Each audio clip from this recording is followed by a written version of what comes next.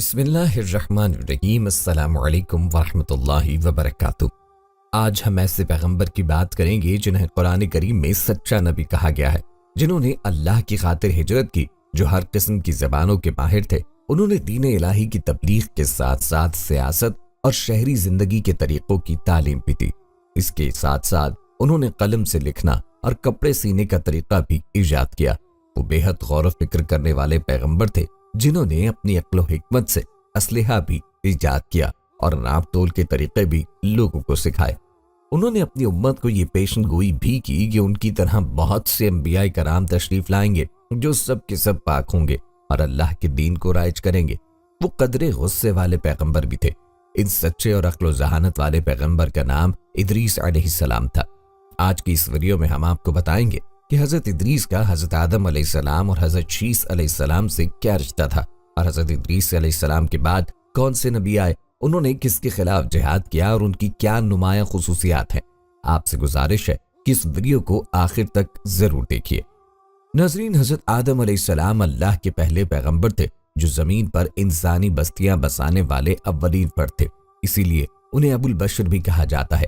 جب حضرت آدم علیہ السلام جنت سے نکالے گئے تو ان کے ساتھ جنت سے ہر قسم کے بیج اور موسیٰ علیہ السلام کا 10 گز لمبا عصا اور درختوں کے بھی طرح طرح کے بیج آئے تھے، لیکن حضرت آدم علیہ السلام خطا کی ندامت، شرمندگی اور توبہ کی فکر میں پریشان رہتے۔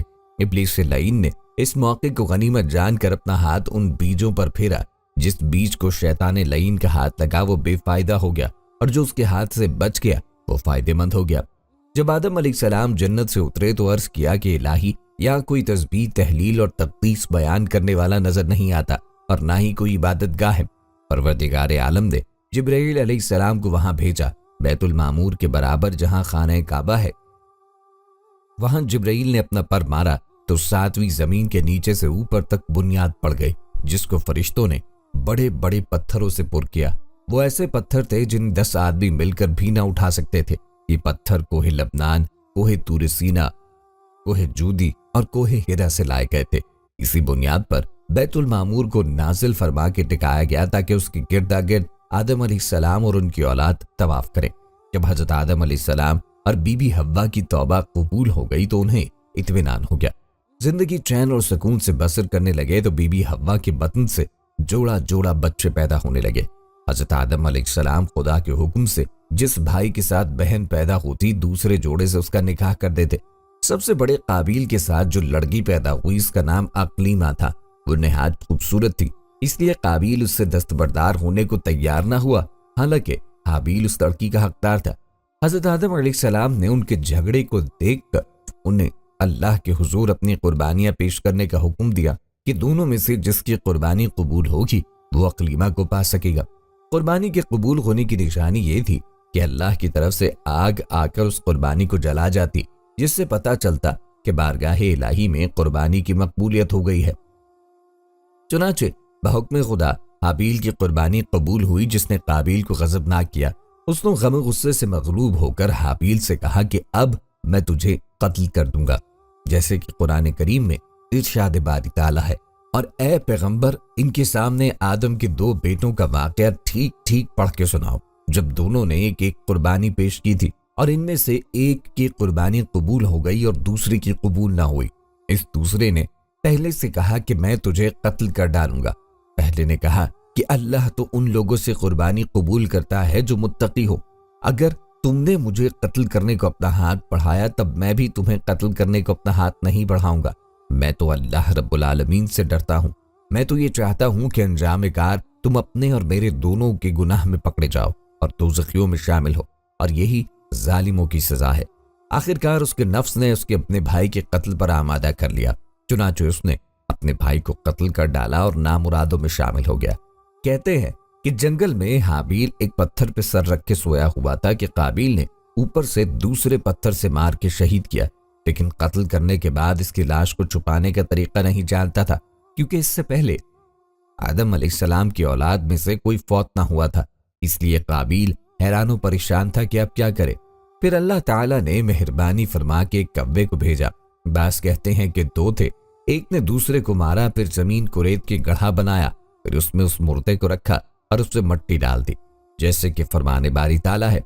پھر اللہ نے ایک کوا بھیجا جو زمین کھودنے لگا تاکہ اسے دکھائے کہ وہ اپنے بھائی کی لاش کیسے چھپائے۔ یہ دیکھ کر وہ بولا، ہائے افسوس، کیا میں اس کوے جیسا بھی نہ ہو سکا کہ اپنے بھائی کی لاش چھپا دیتا۔ اس طرح بعد میں بڑا شرمندہ ہوا۔ حدیث مبارکہ میں آتا ہے کہ رسول اللہ صلی اللہ علیہ وسلم نے فرمایا، جب بھی کوئی انسان ظلم سے قتل کیا جاتا ہے تو آدم علیہ السلام کے سب سے پہلے بیٹے قابیل کے نامہ اعمال میں بھی اس قتل کا گناہ لکھا جاتا ہے، کیونکہ قتل ناحق کی بنا سب سے پہلے اسی نے قائم کی تھی۔ حضرت حابیل کے شہید ہونے کے بعد حضرت آدم علیہ السلام غمزدہ رہتے، کیونکہ یہ ان کی نسل میں پہلا واقعہ تھا، تو اللہ نے اپنے فضل و کرم سے ان کو حضرت شیث علیہ السلام جیسا بیٹا عطا فرمایا تاکہ ان کی نسل سے حضرت محمد صلی اللہ علیہ وسلم پیدا کیے جائیں۔ حضرت شیث علیہ السلام پر کچھ صحیفے بھی اترے۔ حضرت آدم علیہ السلام نے وصیت فرمائی تھی کہ حضرت نوح علیہ السلام کا زمانہ پاؤ تو میرے جسد کو کشتی نوح میں رکھ دینا، ورنہ اپنی اولاد کو نصیحت کر دینا۔ معارج النبوت میں ہے کہ حضرت شیث علیہ السلام حضرت آدم علیہ السلام کی تمام اولاد سے زیادہ حسین اور خوبصورت تھے اور تمام ظاہری اور باطنی کمالات سے پر تھے، اور آپ کی پیشانی میں نور محمد سورج کی طرح چمکتا تھا۔ ان سے حضرت آدم علیہ السلام نے نور محمدی صلی اللہ علیہ وسلم کی حفاظت کے بارے میں ایک عہد نامہ تحریر کروایا تھا تاکہ نور محمدی کو پاک رحموں اور پاک پشتوں میں پہنچایا جائے، اس عہد نامے پہ عمل کیا جائے اور اس عہد نامے کو ایک دوسرے تک پہنچایا جائے۔ حابیل کی شہادت سے 5 سال بعد ہی حضرت شیث علیہ السلام پیدا ہوئے تھے، اور حسن و خوبی صورت حضرت شیث علیہ السلام کی حضرت آدم علیہ السلام کی مشابہ تھی۔ حضرت آدم نے قبل از وفات شیث علیہ السلام کو اپنا ولی عہد بنا دیا تھا۔ حضرت شیث علیہ السلام حضرت آدم سے جنت کی خوبیاں ہمیشہ سنتے رہتے تھے اور آسمانی صحیفے کے مضمون بھی دریافت کرتے، اسی لیے دنیاوی لذات اور لوگوں سے تنہائی اختیار کر لی تھی، اکثر عبادات میں مشغول رہتے۔ حضرت شیث کے زمانے میں لوگ 2 قسم کے تھے، ایک حضرت شیث کی تابعداری میں تھے، آپ کی نصیحت سے سیدھے راستے پہ تھے، اور دوسرا گروہ قابیل کی اولاد کی تابعداری میں مشغول تھا۔ حضرت شیث کی نصیحتیں تھیں کہ مومن حقیقی وہ ہوتا ہے جس میں خصلتیں پائی جائیں جو خدا کو پہچانے، نیک اور بد کو پہچانے، بادشاہ وقت کا حکم مانے، ماں باپ کا حق پہچانے اور ان کی خدمت کرے، ان کے ساتھ صلہ رحمی کرے، لوگوں سے نیکی اور محبت کرے، غصے کو زیادہ نہ بڑھائے، محتاجوں اور مسکینوں کو کھانا کھلائے، ان پر رحم کرے، گناہوں سے پرہیز کرتا رہے، مصیبتوں پر صبر کرے اور نعمت الہی پر شکر کرے۔ تفسیر عزیزی میں ہے کہ ان پر 50 صحیفے اترے تھے۔ حضرت شیث علیہ السلام کا ذکر قرآن پاک میں کہیں نہیں، بعض کتابوں میں آپ کی عمر 912 سال بتائی گئی۔ حضرت ادریس علیہ السلام حضرت آدم علیہ السلام کی نسل میں سے تھے، اور ان کے آبا میں حضرت شیث علیہ السلام بھی شامل تھے، جن کے بعد نبوت حضرت ادریس علیہ السلام کو ملی۔ آپ علیہ السلام حضرت شیث کے بیٹے انوش کی نسل میں سے ہیں۔ آپ کے والد کا نام یارد اور والدہ کا نام برکانہ تھا۔ آپ کی بیوی کا نام آدنہ تھا۔ آپ کا ایک بیٹا بھی تھا جس کا نام متشالخ تھا۔ ادریس علیہ السلام حضرت نوح علیہ السلام کے پردادا بھی ہیں۔ آپ کا اصل نام خنوح یا حنوب تھا۔ آپ کا لقب ادریس ہے۔ آپ کو یہ لقب اسی لیے ملا کیونکہ دنیا میں آپ نے سب سے پہلے لوگوں کو لکھنے پڑھنے کا درس دیا۔ اسی بنا پر لوگ آپ کو ادریس یعنی درس دینے والا کہہ کر پکارنے لگے۔ آپ کی ولادت عراق کے شہر بابل میں ہوئی۔ قرآن مجید کی 2 سورتوں میں آپ کا ذکر آیا ہے۔ سورہ مریم کی آیت 55 میں خدا نے آپ کو سچا نبی کہا ہے۔ سورہ انبیاء آیت 85-86 میں اسماعیل علیہ السلام اور ذوالکفل علیہ السلام کے ساتھ آپ کو بھی صبر والا اور نیک بخت کہا گیا، اور کتاب میں ادریس کو یاد کرو، بے شک وہ بہت ہی سچا نبی تھا۔ جب حضرت شیث علیہ السلام کا انتقال ہوا تو کچھ عرصے بعد ان کے پیروکار بہت محدود تعداد میں رہ گئے۔ قابیل کی اولاد نے کفر و شرک، بدکاری و بے حیائی کا بازار گرم کر رکھا تھا۔ زناکاری و شراب نوشی عام تھی۔ پاکیزہ رشتوں کی پہچان ناپید ہو چکی تھی۔ بتوں کی پوجا اور آگ کی پرستش ہو رہی تھی۔ گویا دنیا پر شیطان اس کے حواریوں کا راج تھا۔ حضرت آدم علیہ السلام اور حضرت شیث کے قائم کردہ شرعی حدود اور احکامات الہی کو پامال کیا جا رہا تھا، اور یہی وہ وقت تھا کہ جب اللہ جل شانہ نے اس بگڑی قوم میں ایک نبی مبعوث کرنے کا فیصلہ کیا، اور اس عظیم منصب کے لیے حضرت شیث کی نسل سے حضرت ادریس علیہ السلام کا انتخاب فرمایا۔ حضرت ادریس علیہ السلام میں وہ تمام خوبیاں بدرجہ اتم موجود تھیں جو اللہ کے نبی میں ہونی چاہیے۔ آپ علیہ السلام حضرت آدم علیہ السلام کے دین کے پیروکار، نہایت इबादत गुजार, मुत्तकी, परहेजगार और इंतहाई सच्चे इंसान थे। नाज़रीन, नबूवत के मनसब पे फाइज होते ही आप अलैहिस्सलाम ने अपने कौम के भटके हुए लोगों में वाज़ो तबलीग का काम शुरू किया, जिससे एक छोटी सी जमात मुशर्रफ बा इस्लाम हो गई। लेकिन ज्यादातर लोग हजरत शीस और हजरत आदम की तालीमात के मुखालिफ ही रहे। राह हिदायत के ये दर्स और नेकी की बातें उनको बहुत नागवार गुजरती, चुनांचे वो आप अलैहिस्सलाम के दुश्मन हो गए। आप अलैहिस्सलाम और पैरोकारों को तरह तरह से अजियतें देने लगे, यहाँ तक कि आप अलैहिस्सलाम ने उनकी ईज़ा रसानियों से तंग आकर बाबुल से हिजरत का इरादा कर लिया और अपने पैरोकारों को इस फैसले से मुब्तला फरमाया। चूंकि बाबुल दरियाए फुरात और दजला के किनारे एक सरसब्ज़ व शादाब इलाका था, लिहाजा लोगों के लिए इस इलाके से हिजरत करना खासा मुश्किल था। उन्होंने इस हवाले से तहफ़्फ़ुज़ात का इजहार भी किया, लेकिन फिर हज़रत इदरीस के समझाने पर वो लोग आप अलैहिस्सलाम के साथ हिजरत पे तैयार हो गए। हज़रत इदरीस और उनके पैरोकारों ने बाबुल से मिस्र का रुख किया और दरियाए नील के किनारे आबाद हो गए, जो बाबुल से भी ज्यादा सरसब्ज़ व शादाब इलाका था। हज़रत इदरीस ने यहाँ के लोगों में दर्स व तबलीग के काम को जारी रखा। आप अलैहिस्सलाम उस वक्त लोगों में राइज तमाम जबानों से वाकिफ थे और आवाम को उन्हीं की जबान में दर्स देते थे। सूरह अंबिया में अल्लाह ताला ने फरमाया, और इस्माइल और इदरीस और जुल्किफ्ल का तज़किरा कीजिए, ये सब अहकाम इलाहिया पर साबित कदम रहने वाले लोगों में से थे। तफसीर मारिफुल कुरान के मुताबिक हज़रत इदरीस अलैहिस्सलाम हज़रत नूह अलैहिस्सलाम से 1000 साल पहले पैदा हुए। हज़रत इदरीस अलैहिस्सलाम वो पहले इंसान है जिन्हें इल्मे नुजूम और हिसाब बतौर मोजज़ा अता किए गए। नीज सबसे पहले उन्होंने ही कलम से लिखना और कपड़ा सीना ईजाद किया। उनसे पहले लोग अमूमन जानवरों की खाल लिबास के तौर पर इस्तेमाल किया करते। फिर ये कि सबसे पहले नाप तोल के तरीके भी आप अलैहिस्सलाम ने ही मुतारिफ करवाए और असलिहा भी आप अलैहिस्सलाम की ईजाद है। असलिहा तैयार करके बनु काबिल से जिहाद भी किया। अलामा इब्न इसहाक का कहना है कि दुनिया का सबसे पहला शख्स जिसने कलम से लिखा हज़रत इदरीस अलैहिस्सलाम है। माविया बिन हकम सलमा रदियल्लाहु अन्हा से मरवी है कि उन्होंने हुजूर नबी करीम अलैहिस्सलाम से रमल के बारे में सवाल किया। ये एक ऐसा इल्म है जिसमें रेत पर बखसूस लकीरें खींचकर कुछ मालूम किया जाता है। तो नबी करीम अलैहिस्सलाम ने फरमाया, एक पैगंबर थे जिन्होंने ये लिखा, लिहाजा जिस शख्स का खत उनके मुवाफिक हो जाए तो अच्छा है।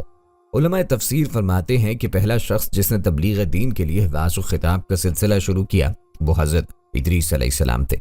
चंद बुजुर्गान दीन ने आपका हुलिया बयान किया, जिसके मुताबिक आपके उम्दा और साफ, पूरा कद-ओ-कामत, खूबसूरत, खूबरू, घनी दाढ़ी, चौड़े कंधे, मजबूत हड्डियां, दुबले पतले, संजीदा जिनकी सुरमगी चमकदार आंखें और गुफ्तगू बावकार थी। इनकी तबीयत खामोश पसंद, जबकि वो रास्ता चलते हुए नजर नीचे रखते थे। गुस्से में गजबनाक होकर बात करते हुए शहादत की उंगली से इशारा करने के आदी थे। अल्लाह ताला के सामने नजर और कुर्बानी पेश करने के लिए इनके यहाँ 3 चीजें अहमियत रखती थीं: खुशबुओं की धुनी, जानवरों की कुर्बानी और शराब। इनके अलावा मेवों, फलों और फूलों वगैरह में से मौसम की पहली चीज की नजर जरूरी थी, और मेवों में से सेब को, अनाज में से गेहूं को और फूलों में से गुलाब को तरजीह हासिल थी।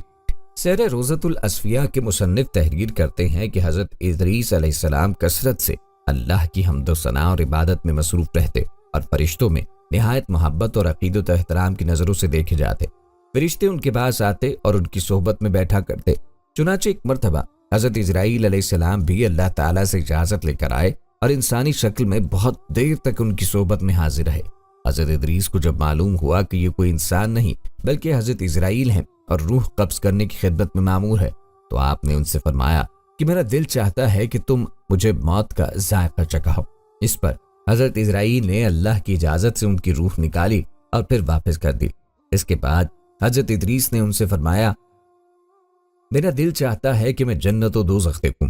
चुनाचे हज़रत इजराइल ने अल्लाह से इजाज़त लेकर उन्हें दोज़ख दिखाए। वो दोज़ख देखकर जन्नत में आए और बहुत देर तक वहां के मनाजिर देखते रहे।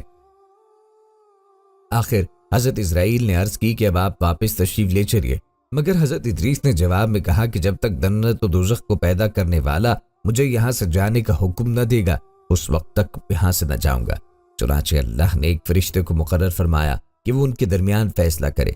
हज़रत इजराइल ने उस फरिश्ते को पूरी सूरत हाल बताई। फिर हज़रत इदरीस ने फरमाया, मैं कानून खुदाबंदी के मुताबिक मौत का जायका चख चुका हूँ और अब जन्नत में आ गया हूँ। चूंकि हक़ ताला ने फरमाया, यानी हम तुमको इसमें से नहीं निकालेंगे, लिहाजा मैं यहाँ से जाना नहीं चाहता। حضرت کعب احبار کی روایت ہے کہ فرشتے نے اللہ کے حکم سے فیصلہ کیا کہ اچھا آپ چھٹے آسمان پہ رہیں اور فرشتوں کے ساتھ عبادت کیجیے۔ چنانچہ حضرت ادریس علیہ السلام چھٹے آسمان پر فرشتوں کے ساتھ عبادت پہ مشغول رہتے ہیں۔ واللہ اعلم۔ اس سلسلے میں متفقہ علیہ حدیث یہ ہے کہ حضرت ادریس چوتھے آسمان پر ہیں۔ مجاہد رحمہ اللہ علیہ اور دیگر بہت سے علماء کرام کا یہی قول ہے۔ حضرت زہری نے بھی حضرت انس رضی اللہ عنہ سے مروی معراج کی حدیث نقل کی ہے کہ جب نبی کریم علیہ الصلوۃ والسلام معراج کی رات چوتھے آسمان پر پہنچے تو وہاں آپ صلی اللہ علیہ وسلم کی ملاقات حضرت ادریس سے ہوئی، جنہوں نے حضور نبی کریم علیہ الصلوۃ والسلام کو دیکھ کر فرمایا مرحبا صالح بھائی اور صالح نبی۔ ناظرین، حضرت ادریس کی زندگی میں دو چیزیں بہت نمایاں ہیں، ایک واضح تبلیغ اور دوسری آل قابیل کے ساتھ جہاد۔ چونکہ انہیں واضح تبلیغ میں ملکہ حاصل تھا، ان کی پہلی کوشش یہی رہی کہ واضح نصیحت سے آل قابیل راہ راست پہ آئے اور دنیا برائیوں سے پاک ہو کر ایک اللہ کی عبادت کرنے لگے، لیکن شیطان نے ان لوگوں کو پوری طرح اپنی گرفت میں لے لیا تھا۔ جب آپ علیہ السلام نے ان سے اللہ سے وحدانیت کی بات کرتے، ایک اللہ کی نصیحت کی عبادت کرتے، برائیوں کو چھوڑنے کی تلقین کرتے تو یہ باتیں ان لوگوں کو بڑی ناگوار گزرتی اور آگ بگولا ہو کر انہیں اذیتیں دیتے، تمسخر اڑاتے، پتھر مارتے۔ دراصل ایک طویل عرصے تک شیطان کے زیر اثر رہ کر یہ لوگ شرک و کفر اور برائیوں کی دلدل میں گردن تک دھس چکے تھے۔ دنیا واضح طور پر دو گروہوں میں تقسیم ہو چکی تھی، ایک شیطان کے پیروکار اور دوسرے اللہ رب کائنات کے ماننے والے۔ حضرت ادریس علیہ السلام اس صورتحال پر بڑے دل گرفتار اور پریشان رہا کرتے۔ آپ علیہ السلام نے لاکھ کوشش کی کہ کسی طرح تبلیغ کے ذریعے ان لوگوں کو راہ راست پہ لایا جا سکے، لیکن جب کوئی صورت نظر نہ آئی تو انہوں نے اللہ تعالیٰ کے حکم سے ان لوگوں کے خلاف جہاد کا فیصلہ کیا۔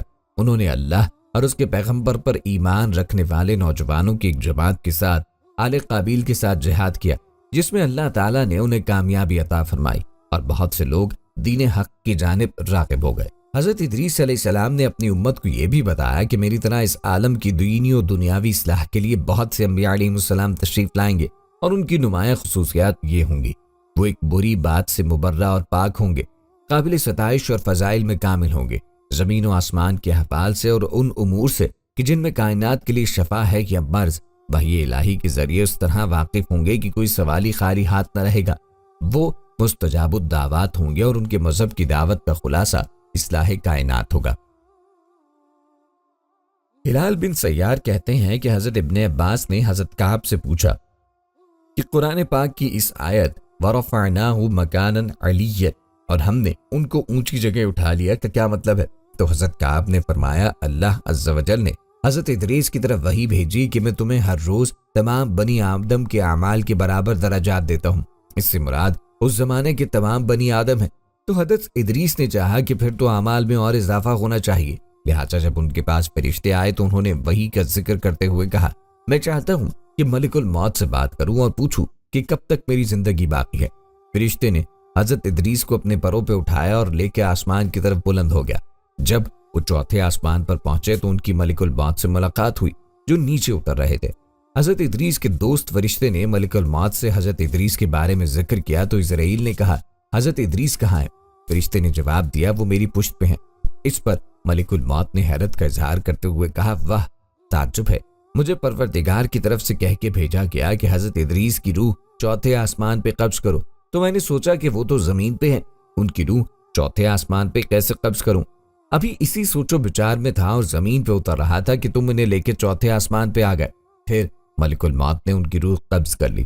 ابن ابی حاتم نے بھی اس آیت کی تفسیر میں اس حدیث کو ذکر کرتے ہوئے اضافہ کیا ہے کہ حضرت ادریس علیہ السلام نے فرشتے سے کہا ملک الموت سے میرے بارے میں سوال کرو کہ میری عمر کتنی باقی رہ گئی، جبکہ حضرت ادریس فرشتے کے ساتھ ہی تھے۔ فرشتے کے سوال پر ملک الموت نے کہا جب تک میں انہیں دیکھ نہ لوں اس وقت تک کچھ نہیں بتا سکتا۔ پھر ملک الموت نے حضرت ادریس کو دیکھ لیا تو فرشتے سے کہا کہ آپ مجھ سے ایسے شخص کے بارے میں سوال کر رہے ہیں جس کی زندگی پلک جھپکنے سے زیادہ نہیں رہی۔ پھر فرشتے نے پر کے نیچے حضرت ادریس کو دیکھا تو ان کی وفات ہو چکی تھی۔ ناظرین، حضرت ادریس نے جو قواعد و ضوابط اور قوانین وضع کیے وہ اس زمانے کے تمام طبقہ ہائے فکر کے لیے قبول تھے۔ قریش پہ موجود آبادی کو انتظام و انصرام کی غرض سے 4 حصوں میں تقسیم کر کے ہر حصے کے لیے ایک حاکم مقرر فرمایا اور اس جغرافیائی تقسیم کی بنیاد پر قوانین وضع کیے۔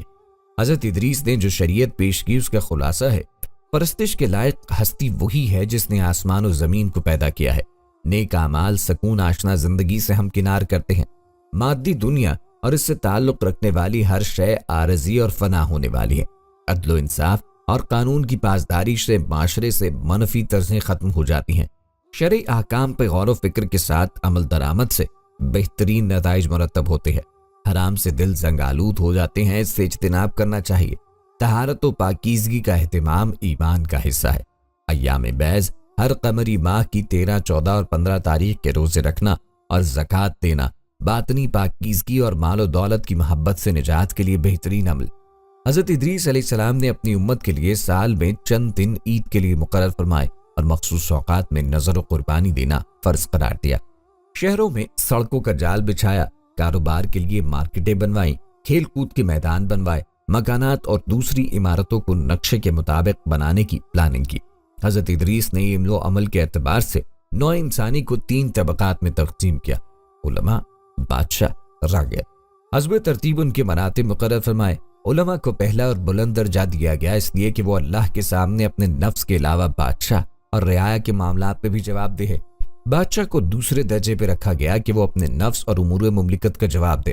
رعایا چونکہ صرف اپنے نفس کے لیے جواب دہ ہے اس لیے وہ تیسرے طبقے میں شامل کی گئی، لیکن یہ طبقات نسل و خاندانی امتیازات کے لحاظ سے نہ تھے۔ روایت کی جاتی ہے کہ ان کی انگوٹھی پر یہ عبارت کندہ تھی: اللہ پر ایمان کے ساتھ ساتھ صبر فتح مندی کی علامت ہے۔ کمر سے باندھنے والے پٹکے پہ تحریر تھا: حقیقی عیدیں اللہ کے فرائض کی حفاظت پہ مخفی ہیں اور دین کا کمال شریعت سے وابستہ ہے۔ نماز جنازہ کے وقت جو پٹکا باندھتے اس پہ حسب ذیل جملے تحریر تھے: سعادت مند وہ ہے جو اپنے نفس کی نگرانی کرتا ہے، اللہ کے سامنے انسان کے شفیع اس کے اپنے نیک اعمال ہیں۔ ناظرین، روایات کے مطابق حضرت ادریس علیہ السلام نے دین الہی کے پیغام کے علاوہ سیاست مدن، شہری زندگی اور بود و بعد کے تمدنی طریقوں کی بھی تعلیم و تلقین کی، اور اس کے لیے انہوں نے ہر ایک فرقہ و جماعت سے طلبہ جمع کیے اور ان کو مدنی سیاست اور اس کے اصول و قواعد سکھائے۔ جب یہ طلبہ کامل و ماہر بن کر اپنے قبائل کی طرف لوٹے تو انہوں نے شہر اور بستیاں آباد کی جن کو مدنی اصول پہ بسایا۔ ان شہروں کی تعداد کم و بیش 2 صد کے قریب تھی، جن میں سب سے چھوٹا شہر زوہا تھا۔ حضرت ادریس علیہ السلام نے ان طلبہ کو دوسرے علوم کی بھی تعمیل دی جس میں علم حکمت اور علم نجوم جیسے علوم بھی شامل ہیں۔ حضرت ادریس علیہ السلام پہلی ہستی ہے جنہوں نے علم حکمت و نجوم کی ابتدا کی، اس لیے کہ اللہ نے ان کو آسمان اور ان کی ترتیب، کواکب اور ان کے جمع و تفریق کے نقاط اور ان کے باہمی کشش کے رموز و اسرار کی تعلیم دی اور ان کو علم عدد و حساب کا عالم بنایا۔ اور اگر اس پیغمبر خدا کے ذریعے ان علوم کا علم نہ ہوتا تو انسانی فطرت کی وہاں تک رسائی مشکل تھی۔ انہوں نے مختلف گروہوں اور امتوں کے لیے ان کے مناسب حال قوانین و قواعد مقرر فرمائے۔ حضرت ادریس کی بیان کردہ حکمت اور ان کے علوم کو سامنے رکھ کے تفکر کیا جائے، یہ حقیقت آشکار ہو جاتی ہے کہ اللہ کی تفویض کردہ امانت یعنی خلافت و نیابت سے متعلق علوم اور ان علوم کے ذریعے کائنات میں تصرف کر کے موجودات کو تسخیر کا اختیار صرف انسان کو حاصل ہے۔ اللہ نے بحیثیت خالق اپنے بندوں کو ایسا علم عطا کیا کہ ان کے اندر تخلیقی صلاحیتیں بیدار ہو گئی۔ آدم ذات ان صلاحیتوں کے استعمال سے اللہ کی مخلوق کو فائدہ بھی پہنچا سکتا ہے اور اپنی تخلیقی صلاحیتوں سے مخلوق پہ عرصہ حیات تنگ بھی کر دیتا ہے۔ صلاحیتوں کے استعمال سے سامنے آنے والی تخلیق طرز فکر کی عکاسی کرتی ہے۔ طرز فکر اگر مثبت ہے اور انبیاء کرام اور ان کے وارث اولیاء اللہ کی طرز فکر سے ہم آہنگ ہے تو اس سے جو بھی عمل صادر ہوتا ہے، جو بھی نئی تخلیق سامنے آتی ہے، وہ نوع انسانی اور دیگر مخلوق کے لیے سکون، آرام، راحت اور خوشی کا باعث ہوتی ہے۔ اور طرز فکر اگر محدود دائرے میں قید ہے، ذاتی منفعت اور انفرادی اغراض کے خول میں بند ہے تو تخلیقی صلاحیتوں کا استعمال کسی بھی طرح نوع انسانی کے اجتماعی مفاد میں نہیں، کیونکہ صلاحیتوں کا استعمال صرف اور صرف اس لیے ہے کہ کسی ایک فرد یا مخصوص گروہ کی اجارہ داری قائم کر کے اپنی ہی نوع کے افراد کو محکوم بنایا جائے۔ اس لیے طرز فکر کے زیر اثر منظر عام پر آنے والی تخلیقات اور نئی ایجادات بجائے سکون و آرام کے نوع انسانی کے لیے مصیبت بن جاتی ہیں۔ انبیاء کرام چونکہ جس طرز کے فکر کے حامل ہوتے ہیں جس میں یہ بات رازق ہوتی ہے کہ کائنات کی تمام چیزوں کا اور ہمارا مالک اللہ ہے، کسی چیز کا رشتہ براہ راست ہم سے نہیں بلکہ ہم سے ہر چیز کا رشتہ اللہ کی معرفت قائم ہے، لہٰذا ان کی سوچ لامحدود وسعت کی حامل ہوتی ہے اور اللہ کے ان فرستادہ بندوں سے اللہ کے عطا کردہ اختیارات کے تحت جو تخلیقات ظہور میں آتی ہیں ان سے اللہ کی مخلوق کی فلاح کا سامان میسر آتا ہے، لہٰذا ان کی سوچ لامحدود وسعت کی حامل ہوتی ہے اور ان کے اللہ کے فرستادہ بندوں سے اللہ کے عطا کردہ اختیارات کے تحت جو تخلیقات ظہور میں آتی ہیں ان سے اللہ کی مخلوق کی فلاح کا سامان میسر آتا ہے، کیونکہ وہ مظاہر کے پس پردہ کام کرنے والی حقیقت سے باخبر ہوتے ہیں اور حقیقت میں ذہنی انتشار نہیں ہوتا، حقیقت کے اوپر غم اور خوف کے سامنے نہیں منڈلاتے، حقیقی دنیا سے متعارف بندے ہمیشہ پرسکون رہتے ہیں۔ ناظرین، اللہ کریم نے قرآن پاک میں سورہ بقرہ کی پہلی آیات میں فرمایا کہ یہ کتاب ان لوگوں کے لیے ہدایت ہے جو متقی، اور متقی وہ لوگ ہیں جو غیب پر یقین رکھتے ہیں۔ غیب پر یقین رکھنے سے مراد یہ کہ مشاہداتی نظر کے حامل ہوں، ان کے اندر وہ نظر کام کرتی ہے جو غیب بین ہے۔ جب تک انسان کے اندر مشاہداتی نظر کام نہیں کرے گی اس کے لیے کائنات تسخیر نہ ہوگی۔ تفسیر یہ بھی ہے کہ زمین ایک قاعدے اور ضابطے کے تحت ہمیں رزق کی فراہمی کر رہی ہے۔ ہم زمین پہ مکان بناتے ہیں تو زمین مکان بنانے میں حارج نہیں ہوتی، زمین اتنی سخت لاخ اور سخت جان نہیں بن جاتی کہ ہم اس میں کھیتیاں نہ اگا سکیں، اتنی نرم نہیں بن جاتی کہ ہم زمین کے اوپر چلیں تو ہمارے پیر دھنس جائیں۔ سورج اور چاند ہماری خدمت گزاری میں مصروف ہیں، ایک قاعدے اور ضابطے میں اپنی ڈیوٹی انجام دے رہے ہیں جو ان کے اوپر فرض کر دی گئی۔ چاند کی چاندنی سے پھلوں میں مٹھاس ہوتی ہے اور سورج کی گرمی سے میوے پکتے ہیں۔ الغرض کائنات کا ہر جزو اپنا اپنا کردار ادا کر رہا ہے اور اس عمل سے ہمیں اختیاری اور غیر اختیاری فائدہ پہنچ رہا ہے۔ ایک تسخیر یہ کہ آپ اپنے اختیار کے تحت زمین سے، سمندر سے، دریاؤں سے، پہاڑوں سے، چاند، سورج اور دیگر اجزائے کائنات سے کام لے سکیں، اور اعلیٰ تسخیر یہ کہ سیدنا حضور علیہ الصلوۃ والسلام کی انگلی سے اشارہ کریں تو چاند 2 ٹکڑے ہو جائے۔ حضرت عمر فاروق دریائے نیل کو پیغام بھیج دیں، اگر تو اللہ کے حکم سے چل رہا ہے تو سرکشی سے باز آ جا، ورنہ عمر کا کوڑا تیرے لیے کافی ہے، دریائے نیل کی روانی میں کبھی تعطل واقع نہ ہو۔ ایک شخص نے حضرت عمر سے شکایت کی، یا امیر المومنین، میں زمین پر محنت کرتا ہوں، بیج ڈالتا ہوں اور جو کچھ زمین کی ضروریات ہیں انہیں پورا کرتا ہوں، لیکن بیج سوکھ جاتا ہے، میں بہت پریشان ہوں۔ حضرت عمر نے فرمایا، جب میرا اس طرف سے گزر ہو تو بتانا۔ حضرت عمر جب ادھر سے گزرے تو ان صاحب نے زمین کی نشاندہی کی۔ حضرت عمر تشریف لے گئے اور زمین پہ کوڑا مار کے فرمایا کہ تو اللہ کے بندے کی محنت ظاہر کرتی ہے جبکہ وہ تیری ساری ضروریات پورا کرتا ہے، اور اس کے بعد زمین لہلہاتے کھیت میں تبدیل ہو گئی۔ ہم یہ جانتے ہیں کہ ساری کائنات اللہ نے انسانوں کے لیے تخلیق کی۔ کائنات کے تمام اجزاء بشمول انسان اور انسان کے اندر کام کرنے والی تمام صلاحیتیں ایک بنیاد اور مرکزیت پہ قائم ہیں۔ آئیے انسان کے اندر کام کرنے والی صلاحیتوں کا سراغ لگائیں۔ روزمرہ کا مشاہدہ ہے کہ ہمارے تصورات اور احساسات گوشت پوست کے ڈھانچے کی تابع نہیں بلکہ روح کے تابع ہیں۔ اللہ کے ارشاد کے مطابق روح کا علم قلیل دیا گیا، مگر لامحدود کا قلیل جزو بھی لامحدود ہوتا ہے۔ روح لامحدود علم ہے، قلیل لامحدود علم جاننے والے حضرات نے اس علم کو سمجھنے کے لیے اس کی درجہ بندی کی ہے اور چند فارمولے بنائے ہیں۔ ان فارمولوں سے اپنے شاگردوں کو روشناس کیا۔ روشناسی سے منکشف ہوتا ہے کہ 2 صورتیں ایسی ہیں جس کا تجربہ لازمی طور پہ ہر انسان کو حاصل ہے۔ ایک تجربہ جو زندگی کے ہر دوسرے قدم پہ اسے حاصل ہے وہ سونے کی حالت یعنی نیند ہے۔ انسانی زندگی 2 رخوں میں سفر کرتی ہے، ایک بیداری اور دوسرا رخ نیند ہے۔ جس طرح انسان سونے پہ مجبور ہے اسی طرح بیداری بھی اس کی بڑی مجبوری ہے۔ ان دونوں حالتوں میں سے کسی ایک حالت پہ قائم نہیں رہتا۔ زندگی کا سفر انہی 2 حالتوں میں جاری ہے۔ بیداری کی حالت میں کوئی آدمی اپنی زندگی کے سارے تقاضے اور ساری حرکات و سکنات، واردات و کیفیات، توہمات، خیالات، تصورات، احساسات کا رشتہ گوشت پوشت کے جسم سے قائم کرتا ہے اور ان سب کو گوشت پوشت کے جسم کے تابع تصور کرتا ہے۔ لیکن اس کے برعکس سونے کی حالت میں اس کا رشتہ گوشت پوشت کے جسم سے غیر شعوری رہ جاتا ہے۔ گہری نیند میں اس کا ذہنی ربط اور تعلق انسانی جسم سے وہ نہیں رہتا جو بیداری میں ہوتا ہے، لیکن وہ زندہ رہتا ہے۔ سانس کی آمد و شد برقرار رہتی ہے۔ دوسرے تجربے میں جو انسان پہ وارد ہوتی ہے وہ موت ہے۔ جب تک جسم سے روح کا تعلق رہتا ہے جسمانی حرکات و سکنات قائم رہتی ہیں، اور جب یہ رشتہ ٹوٹ جاتا ہے جسمانی حرکات و سکنات ختم ہو جاتی ہیں۔ زندگی کے سارے تقاضے دراصل روح میں موجود ہیں اور روح سے شعور میں منتقل ہوتے ہیں۔ اس کا مفہوم یہ ہے کہ زندگی کے تمام تقاضوں کی بنیاد روح ہے۔ روح ان تقاضوں کے مادی خط و خال میں مظاہرے کے لیے اپنا ایک میڈیم بناتی ہے۔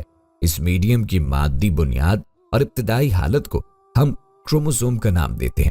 قرآن پاک میں مذکور ہے کہ ہم نے اس میں اپنی روح ڈال دی، یعنی روح نے اپنے لیے ایک میڈیم بنایا اور اس میڈیم کو حواس منتقل کر کے متحرک کر دیا۔ روح مادی جسم کو ایک اور درمیانی ایجنسی کے ذریعے حواس منتقل کرتی ہے۔ اس ایجنسی کو جسم مثالی کہتے ہیں۔ روح جو اطلاعات جسم کو دینا چاہتی ہے وہ اطلاعات اور تقاضے جسم مثالی وصول کرتا ہے، اور ان تقاضوں کے اثرات گوشت پوست کے جسم پہ مرتب ہوتے ہیں۔ جسم مثالی انسان کے مادی جسم کے اوپر روشنیوں سے بنے ہوئے ایک لطیف جسم کی صورت میں ہوتا ہے۔ روشنیوں سے بنا ہوا یہ جسم صرف انسان کے لیے مخصوص نہیں بلکہ زمین کے اوپر جتنی بھی مخلوقات موجود ہیں سب اسی طرح کی روشنیوں سے بنے ہوئے جسم کی ذیلی تخلیق ہیں، اور روشنیوں سے بنا ہوا یہ جسم روح کا تخلیق کرتا ہے۔ اس بات کو ذرا تفصیل سے بیان کیا جائے تو کہا جائے گا کہ انسانی زندگی میں جتنے تقاضے موجود ہیں یہ تقاضے گوشت پوست اور رگ پٹھوں سے مرکب جسم میں پیدا نہیں ہوتے، بلکہ روح ان کی اطلاع جسم سے مثالی کو دیتی ہے، وہاں سے منتقل ہو کر یہ اطلاع گوشت پوست کے جسم پہ ظاہر ہوتی ہے۔ اگر کوئی آدمی روٹی کھاتا ہے تو بظاہر یہ نظر آتا ہے کہ گوشت پوست کا آدمی روٹی کھا رہا ہے، لیکن فی الحقیقت جب تک جسم مثالی کے اندر بھوک کا تقاضا پیدا نہیں ہوگا اور جسم مثالی گوشت پوست کے جسم کو بھوک کا عکس منتقل نہیں کرے گا، آدمی روٹی نہیں کھا سکتا۔ یہ کوئی ایسی بات نہیں جو سمجھ میں نہ آئے، ذرا سے تفکر سے سمجھ میں آ جاتی ہے۔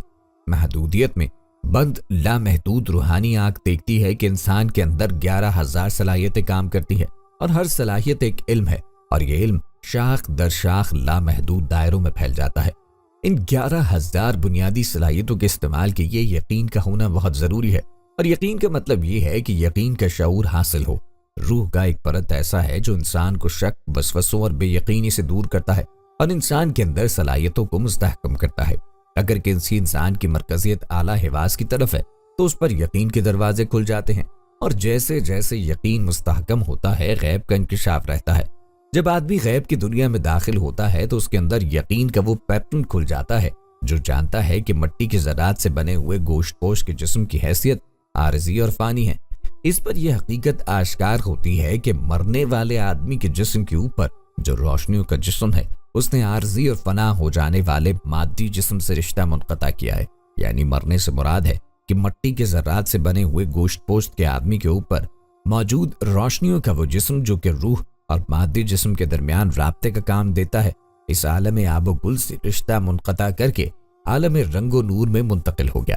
عالم رنگ و نور اور غیب کے پس پردہ دیگر بے شمار عالمین سے واقف ہونے کے لیے اور اپنے اندر پوشیدہ صلاحیتوں کا استعمال سیکھنے کے لیے انبیاء کی طرز فکر اور ان کے علوم کے حامل ایسے روحانی استاد کی ضرورت ہے جو قدم قدم چلا کر ہمیں شاگرد کو عرفان ذات سے ہمکنار کر دے۔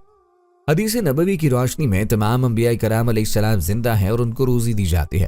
اعلیٰ حضرت امام احمد رضا خان رحمۃ اللہ علیہ فرماتے ہیں کہ 4 نبی زندہ ہیں کہ ان کو وعدہ الہیہ ابھی آیا ہی نہیں۔ ان میں سے 2 حضرت ادریس علیہ السلام اور حضرت عیسیٰ علیہ السلام آسمان پر ہیں، اور 2 حضرت خضر علیہ السلام اور حضرت الیاس علیہ السلام زمین پر ہیں۔ اعلیٰ حضرت امام احمد رضا خان بریلوی رحمۃ اللہ علیہ سے پوچھا گیا کہ کیا حضرت ادریس پر موت طاری ہوگی؟ اس کے جواب میں اعلیٰ حضرت امام احمد رضا خان نے فرمایا کہ ضرور ہوگی، کیونکہ ارشاد باری تعالیٰ ہے کہ ہر جان کو موت چکھنی ہے۔ حضرت ادریس علیہ السلام کو بلند مقام پر اٹھا لیے جانے کے حوالے سے ارشاد باری تعالیٰ ہے، مگر اللہ کی طرف سے ہی حضور خاتم النبیین صلی اللہ علیہ وسلم کو ان سے کہیں زیادہ افضل اور کامل رفعت عطا کی گئی، کیونکہ اللہ تعالیٰ نے دنیا و آخرت میں آپ صلی اللہ علیہ وسلم کا ذکر بلند فرمایا۔ سورہ علم نشرہ میں ارشاد باری تعالیٰ ہے، اور ہم نے آپ کی خاطر آپ کا ذکر اپنے ذکر کے ساتھ ملا کر دنیا و آخرت میں ہر جگہ بلند فرما دیا۔ اسی طرح کوئی خطیب اور کوئی بھی نمازی ایسا نہیں جو یہ ندا نہ دیتا ہو، اشہد اللہ الہ الا اللہ و اشہد ان محمد رسول اللہ۔ یوں اللہ نے زمین کے مشرق و مغرب میں حضور نبی کریم علیہ السلام کے نام مبارک کو اپنے نام کے ساتھ ملایا اور انہیں اپنے بعد سب سے بلند رتبہ عطا کیا۔ ناظرین، حضرت نوح علیہ السلام کا اسم گرامی بے شک عبد الغفار ہے، اور آپ حضرت ادریس علیہ السلام کے پڑ پوتے تھے۔ آپ کا لقب نوح اس لیے ہوا کہ آپ کثرت سے گریہ وزاری کرتے۔ 40 سے 50 سال کی عمر میں آپ نبوت سے سرفراز فرمائے گئے، اور 950 سال آپ اپنی قوم کو دعوت فرماتے رہے، اور طوفان کے بعد 60 برس دنیا میں رہے، تو آپ کی عمر 1050 سال کی ہوئی۔ ایک قول کے مطابق حضرت نوح علیہ السلام کے زمانے تک لوگ ایک دین پہ قائم رہے، پھر ان میں اختلاف واقع ہوا تو حضرت نوح علیہ السلام ان کی طرف مبعوث فرمائے گئے۔ دوسرا قول یہ کہ حضرت نوح علیہ السلام کی کشتی سے اترنے کے وقت سب لوگ ایک دین پر تھے۔ جب اللہ پاک نے حضرت نوح علیہ السلام کو ان کی قوم کی طرف بھیجا تو انہوں نے اپنی قوم سے فرمایا، اے میری قوم، میں تمہیں اللہ کے حکم کی مخالفت کرنے اور اس کے علاوہ کسی اور کی عبادت کرنے پر اللہ کے عذاب کا صریح ڈر سنانے والا ہوں۔ آپ نے اپنی قوم کو عبادت الہی کی طرف دعوت دیتے ہوئے فرمایا، اے میری قوم، ایمان قبول کر کے اللہ کی عبادت کرو، کیونکہ اس کے سوا کوئی اور ایسا ہے ہی نہیں کہ جس کی عبادت کی جا سکے، وہی تمہارا معبود اور جس کا میں تمہیں حکم دے رہا ہوں۔ اس میں اگر تم میری نصیحت قبول نہ کرو گے اور راہ راست پر نہ ہوگے تو مجھے تم پر بڑے دن یعنی روز قیامت یا روز طوفان کے عذاب کا خوف ہے۔ حضرت نوح کی قوم بتوں کی پجاری تھی۔ اللہ نے حضرت نوح علیہ السلام کو ان کی قوم کی طرف رسول بنا کر بھیجا اور حکم دیا کہ وہ اپنی قوم کو پہلے سے ہی ڈرا دیں کہ اگر وہ ایمان نہ لائے تو ان پہ دنیا و آخرت کا دردناک عذاب ہوگا، تاکہ ان کے لیے اصلاً کوئی عذر باقی نہ رہے۔ یاد رہے کہ حضرت نوح علیہ السلام وہ سب سے پہلے رسول ہیں جنہوں نے کفار کو تبلیغ کی، اور سب سے پہلے آپ کی قوم پر ہی دنیاوی عذاب آیا۔ حضرت نوح علیہ السلام کی قوم نے آپ کی نبوت کو جھٹلایا۔ حضرت نوح علیہ السلام پہ نازل ہونے والی وحی جو آپ ان تک پہنچا دیتے تھے اسے قبول نہ کیا۔ ایک عرصے تک عذاب الہی سے خوف دلانے اور راہ راست پہ لانے کی کوشش کرنے کے باوجود بھی وہ لوگ اپنی بات پر ڈٹے رہے تو ان پر اللہ کا عذاب نازل ہوا۔ جو مومنین حضرت نوح علیہ السلام کی کشتی میں سوار تھے اللہ پاک نے عذاب سے محفوظ رکھا اور باقی سب کو غرق کر دیا۔ معلوم ہوا کہ اللہ پاک کے دشمنوں پر اس وقت تک دنیاوی عذاب نہیں آتے جب تک وہ پیغمبر کی نافرمانی نہ کریں، اور ہم کسی کو عذاب دینے والے نہیں جب تک کوئی رسول نہ بھیجتے۔ حضرت نوح علیہ السلام کی کشتی میں 40 مرد اور 40 عورتیں تھیں، مگر آپ کی اولاد کے سوا کسی کی نسل نہ چلی، اسی لیے آپ کو آدم ثانی کہتے ہیں۔ دعا ہے کہ اللہ ہمیں اور ہماری اولادوں کو انبیاء کرام کی زندگیوں سے سبق حاصل کرنے کی توفیق عطا فرمائے، اور ہمیں ایسے اعمال کرنے کی توفیق عطا فرمائے کہ روز محشر آپ صلی اللہ علیہ وسلم کے سامنے شرمندگی نہ ہو۔ آمین ثم آمین۔ آخر میں پیارے دوستوں، ہر ویڈیو کے اختتام میں ہم نے ایک دعا کا سلسلہ شروع کیا ہے۔ جو بھی اس دعا میں شامل ہوگا، میرا دعویٰ ہے اللہ پاک اس کی تمام جائز حاجات کو ضرور پورا کریں گے۔ اپنی دعا کا آغاز درود ابراہیمی سے کرتے ہیں۔ آپ سب دوست اور بہنیں مل کر درود پاک پڑھ لیں اور کمنٹس میں آمین لازم لکھیں۔ اللہ پاک اس آمین کو لکھنے کی برکت سے آپ کی اور میری تمام جائز حاجات کو پورا فرمائیں گے۔ دعا کا آغاز کرتے ہیں۔ بسم اللہ الرحمن الرحیم۔ اللہم صلی علی محمد وعلی آل محمد کما صلیت علی ابراہیم وعلی آل ابراہیم انک حمید مجید۔ اللہم بارک علی محمد وعلى آل محمد كما باركت على إبراهيم وعلى آل إبراهيم إنك حميد مجيد۔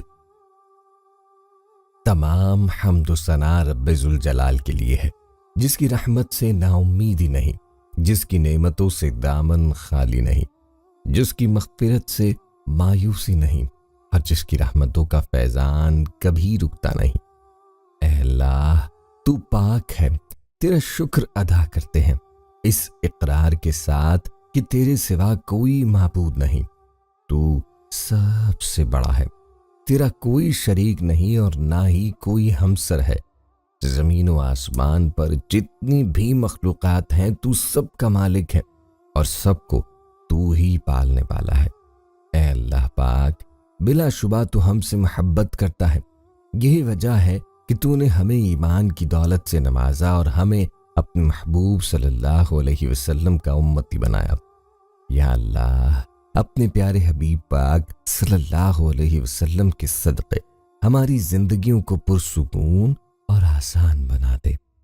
یا الہی، ہم سب کے گناہ معاف کر دے، ہم سب کو عابد اور سحر خیز بنا دے، ہم پر راز شوق آشکار کر دے، ہمیں غلامی مصطفیٰ سے سرفراز کر دے، ہماری دلوں کی ویران بستی کو اپنی رحمت سے آباد کر دے اور ہمیں اس راستے پر ہمیشہ قائم رکھ جو نبی پاک صلی اللہ علیہ وسلم نے بتلایا ہے۔ یا اللہ پاک ہم سب کو سچے دل سے توبہ کرنے کی توفیق عطا فرما دے۔ اے رب رحیم، ہم گناہوں کی دلدل میں ڈوب گئے ہیں، ہم بدکاریوں کی مستیوں میں گرے پڑے ہیں، ہم مایوسیوں کے اندھیروں میں بھٹک رہے ہیں، رحمت الہی سے خود ہی روٹ گئے ہیں۔ اے اللہ، ہم ندامت کے آنسوؤں سے ناآشنا ہیں، ہم ایک سچی توبہ کے طلبگار ہیں۔ اے اللہ پاک اپنی رحمت سے ہمیں وہ سچی توبہ عطا فرما دیجیے۔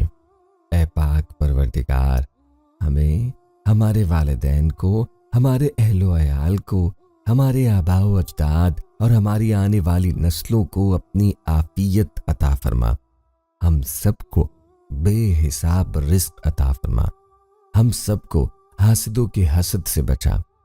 دونوں جہانوں کے مالک، جب ہم تھک جائیں تو ہمیں آرام پہنچانا، جب مشکلیں بڑھ جائیں تو آسانی بن جانا، جب ہم کمزور پڑ جائیں تو ہماری طاقت بن جانا، جب ہم دکھ اور تکلیف میں ہوں تو ہمارا مرہم بن جانا، جب ہم مایوس ہو جائیں تو ہمارا بھروسہ اور یقین بن جانا، جب ہم بھوک سے نڈال ہوں تو تیری یاد ہی ہماری غذا بنے، جب ہر طرف بے چینیاں بھر جائیں تو اے پاک پروردگار ہمارا سکون بچ جانا، جب ہمارے اندر مایوسی کا اندھیرا بھرنے لگے تو امید کی روشنی بن جانا، جب ہر چیز ہمارے لیے ناممکن ہو جائے تو ہر چیز کو اپنے خاص فضل اور کرم سے ممکن بنا دینا۔ اے ارض و سما کے مالک، تو غفور ہے، تو رحیم ہے، ہم سب کی توبہ قبول کرنا، ہمارے گناہوں صغیرہ و کبیرہ کو دھو دے، ہمارے دلوں کو ہدایت دے، ہماری زبان کو درستگی اور نرمی عطا فرما، ہم سب کو گناہوں سے بچا اور ہمیں نیک اعمال کرنے کی توفیق عطا فرما۔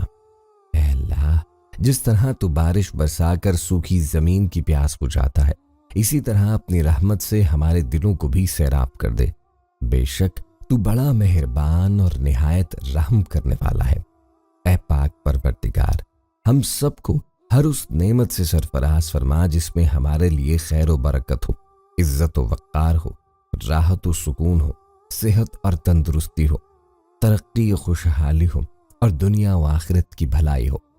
اے اللہ، ہماری زندگیوں کو محبت کا عنوان بنا دے کہ ہم سب سے زیادہ تجھ سے محبت کریں، تجھ کو فوقیت دے، تیری عبادت کریں، تیرا حکم مانیں، تیرے بتائے ہوئے راستے پہ چلتے رہیں، یہاں تک کہ ہماری زندگی تمام ہو جائے اور تو ہمیں اپنے نور سے ڈھانپ لے، وہ نور جو ہمارے سینے کو منور کر دے، وہ نور جو قبر کو روشن کر دے، وہ نور جو پل صراط پہ روشنی بن جائے۔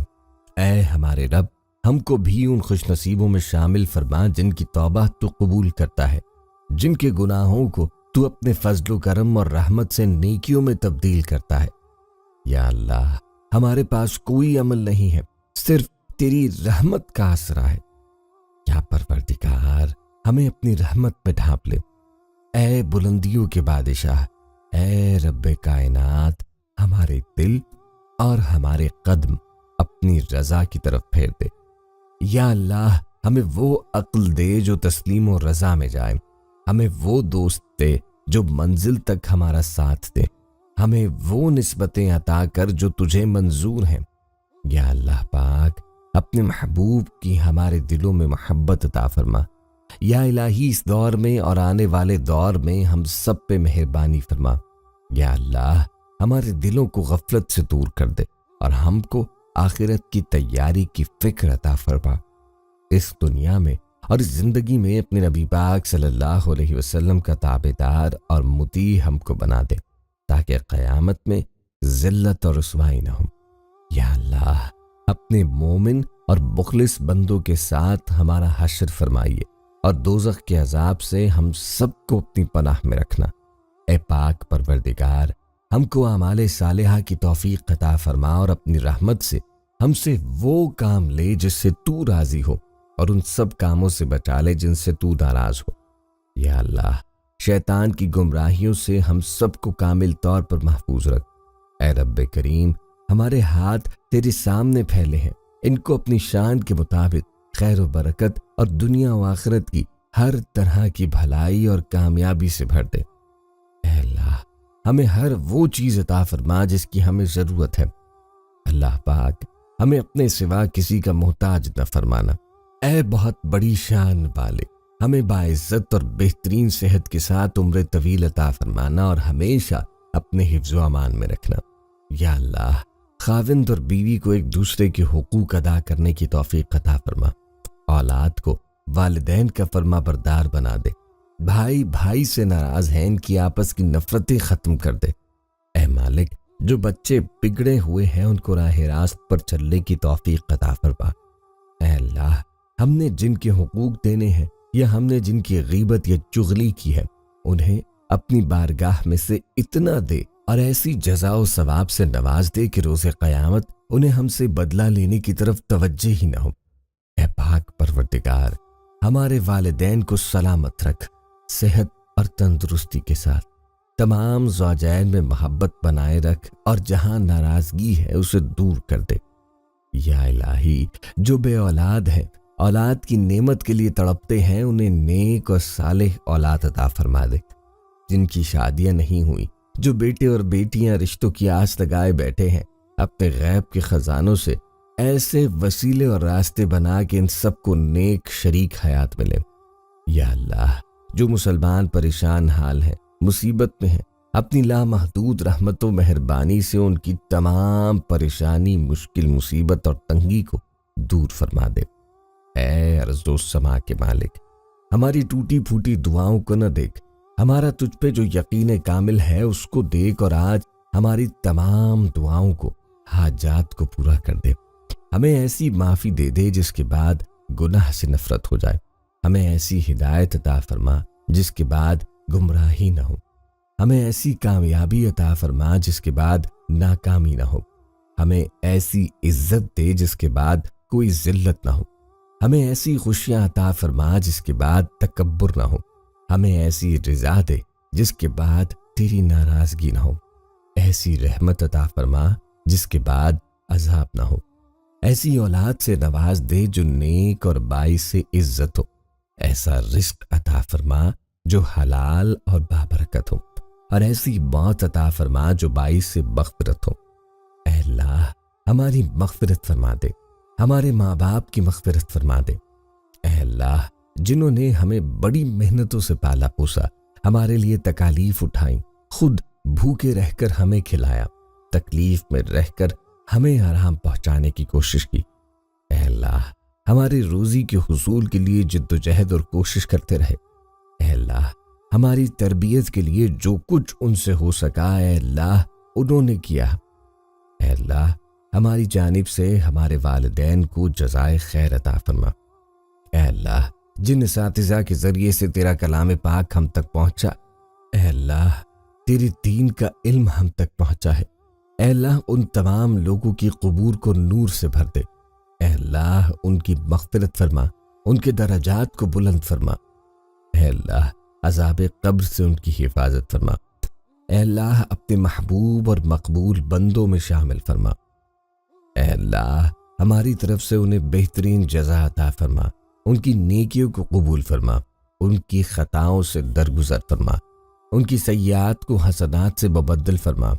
اے اللہ تجھے تیرے نبی کا واسطہ جنہوں نے ہمارے لیے بڑی قربانیاں دی، ہمارے لیے بہت تڑپے، ہمارے لیے تجھ سے بہت کچھ مانگا۔ اے اللہ قیامت تک آنے والی انسانیت کو قرآن کی دولت عطا کر علم کی دولت سے سرفراز فرمایا، ساری انسانیت کی صحیح رہبری کے لیے ساری زندگی کے اصول اور نظام کو ترتیب دیا۔ اے اللہ اپنے محبوب کی قربانیوں کو قبول فرما اور اپنی امت کی طرف سے اے اللہ اپنے بندوں کی طرف سے اپنے نبی کو بہترین جزائے خیر عطا فرما۔ آمین یا رب العالمین۔